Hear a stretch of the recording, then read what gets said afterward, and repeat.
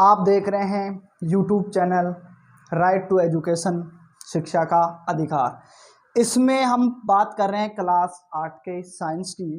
तो क्लास जो 8 है उसमें विज्ञान का जो फर्स्ट चैप्टर है उसका नाम है फसल। क्या है? फसल। क्लास 8 पार्ट नंबर 1 जिसका नाम है फसल।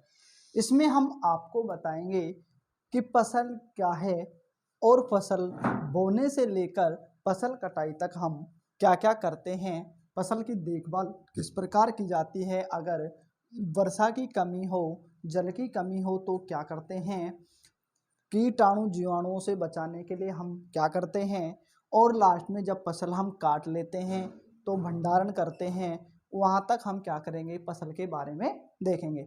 फसल के बारे में आप सब जानते ही हो कि फसल क्या है।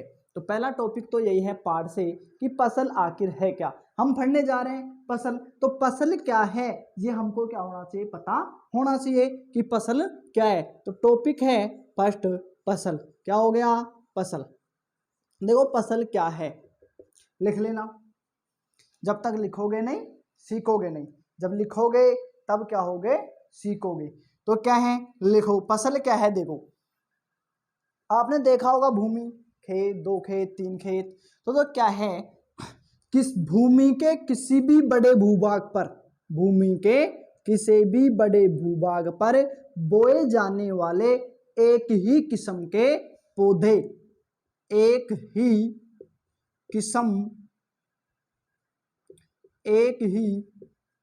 किस्म के पौधों को फसल कहते हैं। जब तक आप परिभाषा में एक ही किस्म के पौधे या पौधों नहीं लिखोगे आपकी परिभाषा गलत होगी। ठीक है? क्यों गलत होगी? आपने देखा है कि जब आप खेत में फसल बोते हो तो या तो बाजरा ही बोते हो, पूरे खेत में बाजरा ही बोते हो, गेहूं बोते हो तो पूरे खेत में गेहूं बोते हो, चना बोते हो तो केवल चना ही बोते हो। ऐसे तो है नहीं कि एक क्यारी में तो आप बाजरा बो दिया, दूसरी क्यारी के अंदर आप गेहूं बो दिया, तो उसे हम फसल नहीं कह सकते। अगर आप एक क्यारी में गेहूं, दूसरी में बाजरा, तीसरी में चना और चौथी में आप सरसों बोओगे तो वो आप फसल नहीं कह सकते। फसल क्यों नहीं कह सकते? क्योंकि उसमें अलग अलग किस्म के क्या हो गए, पौधे हो गए। एक गेहूं के किस्म का, एक बाजरे की का, एक चने का, एक सरसों का।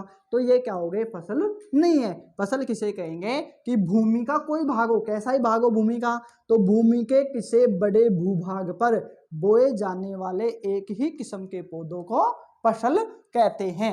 अब बात करते हैं फसल के प्रकार। फसल के प्रकार की हम बात करें तो हम बात करते हैं किसकी, फसल के प्रकार की। तो देखो फसल के प्रकार ऋतुओं के आधार पर, ऋतुओं के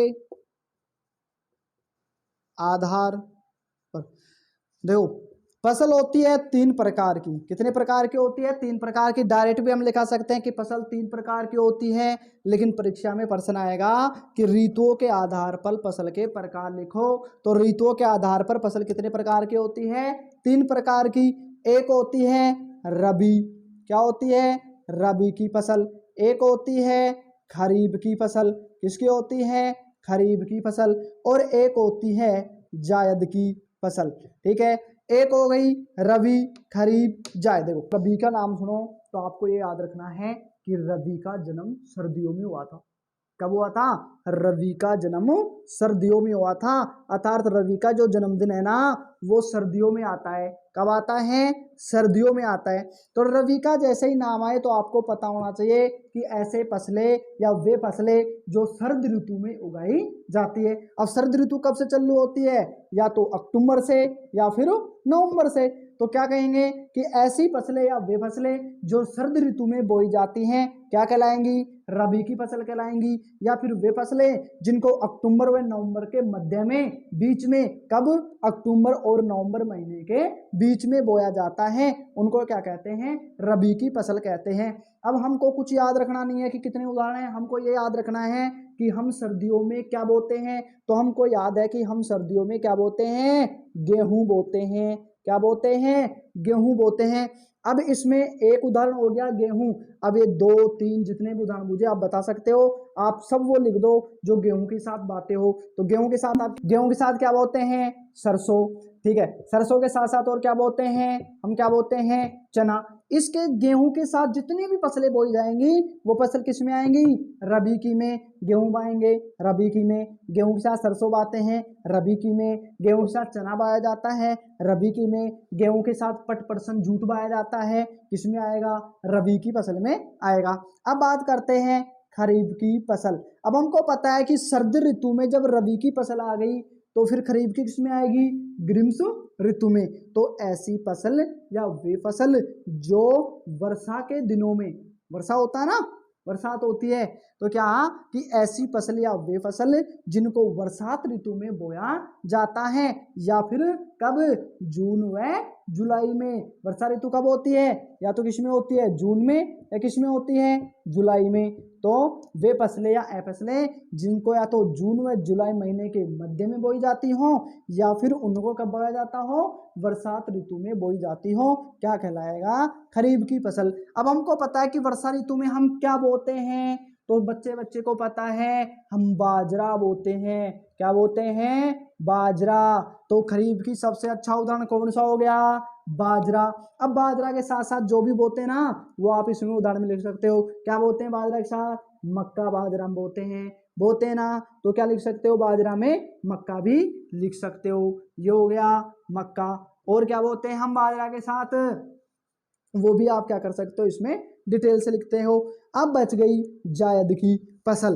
देखो ऐसी फसल या वे फसल जिनको इन दोनों के बीच में, रबी और खरीफ, तो ऐसी फसल या वे फसल जिनको रबी या खरीफ की फसलों के मध्य बोया जाता हो।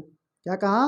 कि ऐसी फसल या वे फसल, ऐसी फसल या वे फसल जिनको रबी की या खरीफ की फसलों के मध्य बोया जाता है, जायद की फसलें कहलाती हैं। आपने देखा होगा अब हमारे जो मार्च और जून के बीच में क्या होता है? मार्च और जून के बीच में खरबूजा, ककड़ी, तरबूज खाते हैं ना, वो सब किस में आते हैं? जायद में आता है। मार्च के और जून के महीने में क्या क्या? खरबूजा है, तरबूज है, ककड़ी है, लौकी है, जिसे घिया बोलते हो ना, वो सब किस में आते हैं? जायदगी में आते हैं। तो ये एक टॉपिक है आपके पाठ का फर्स्ट, जो पाठ के नाम के आधार पर है। फसल के बारे में बताया, फसल के प्रकार के बारे में हमने आपको बता दिया, प्रकारों को भी धीरे धीरे हमने बीच में डिटेल से समझा दिया है। इसको आगे जैसे जैसे टॉपिक में आएगा और समझा देंगे।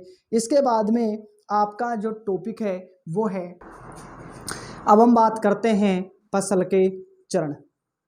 फसल के चरण। फसल के चरण का मतलब यह है कि फसल को बोने से लेकर फसल को काटने और उसका भंडारण करने तक की जो क्रियाएं हैं वो किसमें आती हैं? फसल के चरण में। तो सबसे पहले हम क्या करते हैं, फसल को बोने के लिए आप जानते हो, आप बाजरा बोते हो, गेहूं बोते हो अपने घर में, तो आप क्या करते हैं? सबसे पहले फसल बोने के लिए हम करते हैं बुआई। तो पहला चरण कौन आएगा? बुआई। बुआई करना, ठीक है, पहले आएगा, इससे पहले बुआई करते हैं। लेकिन बुआई से पहले जब हम मान लो बाजरे में तो डायरेक्ट बुआई कर दिया, लेकिन जब गेहूं गेरते हैं ना, तो गेहूं गेरने से पहले आप देखते हो कि गेहूं गेरने से पहले खेत को जोतते हैं, जोत कर फिर उसमें हल चलाते हैं, फिर उसको क्या करते हैं? तैयार करना। तो इस क्रिया को बोलते हैं मिट्टी तैयार करना। मिट्टी तैयार करना। तो पहला चरण कौन सा हो गया? मिट्टी तैयार करना। अब दूसरा चरण आएगा बुआई करना, कि मिट्टी तैयार हो गई, अब उसमें क्या डालेंगे? हम बीज डालेंगे, उसे बोलते हैं बुआई करना। क्या बोलते हैं? बुआई करना। अब जब बुआई हो गई, तो बुआई हो गई, दाना डाल दिया, बुआई कर दिया, दाना उगने प्रारंभ हो गए। अब उगने के बाद हम उसमें क्या डालते हैं? या तो खाद देते हैं या फिर क्या देते हैं? पानी। तो तीसरा क्या होगा? खाद व उर्वरक। उर्वरक देना। खाद व उर्वरक देना। देखो खाद तो होता है अपना घरेलू, और उर्वरक क्या होगा? जो फैक्ट्रियों में से लाते हैं। इसके बारे में डिटेल से इस टॉपिक में ही समझाएंगे। चौथा जो टॉपिक है वो आएगा, आप खाद दे दिया, तो खाद देने के बाद हम क्या करते हैं? सिंचाई। तो टॉपिक कौन सा आएगा? सिंचाई करना। सिंचाई करना। अब सिंचाई करने के बाद, अब सिंचाई कर दी तो सिंचाई करने के बाद क्या हो गई, फसल को देखभाल भी तो करना पड़ेगा हमको, फसल की सुरक्षा करना, क्या करना, फसल की सुरक्षा, फसल की सुरक्षा, ठीक है। अब फसल की सुरक्षा करने के बाद उसके अंदर जो कचरा उगता है जिसे हम क्या करते हैं, निनाण बोलते हैं, तो उस क्रिया को इसमें बोलते हैं खरपतवार, खरपतवार से सुरक्षा, खरपतवार से सुरक्षा। देखो फसल सुरक्षा में इसको भी लिख सकते हैं, लेकिन मैंने इसको क्या कर दिया है, अलग से लिख दिया है। इस सुरक्षा के तो अंदर हम देख लेंगे जानवरों से, जो भी होते हैं ना, गाय भैंस बकरी जो घुस जाते हैं अपनी फसल के अंदर, या कोई बाढ़ आ जाए, सूखा पड़ जाए, उसके अंदर इसको देख लेंगे। और इसमें देख लेंगे स्पेशल हम किसको, खरपतवार को, यानी कि फसल के साथ जो अनावश्यक पौधे उग जाते हैं उसको उखाड़ कर फेंकने की प्रक्रिया को इसमें देख लेंगे। इसके बाद हम बात करेंगे, अब ये हो गई, अब खरपतवार से सुरक्षा हो गई, हमने पशुओं से सुरक्षा कर ली, तो अब क्या हो गई, फसल पक करके तैयार। और जब फसल पक करके तैयार हो जाती है तो उसमें हम क्या करते हैं, क्या करते हैं, कटाई का कार्य। तो अगला कौन सा आएगा, कटाई, क्या आएगा, कटाई।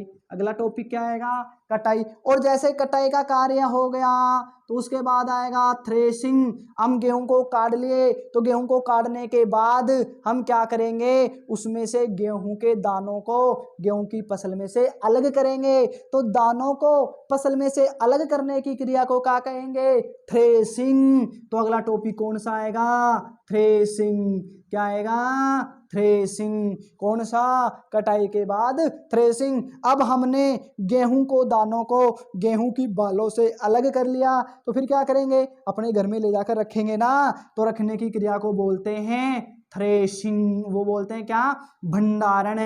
क्या होगा, भंडारण।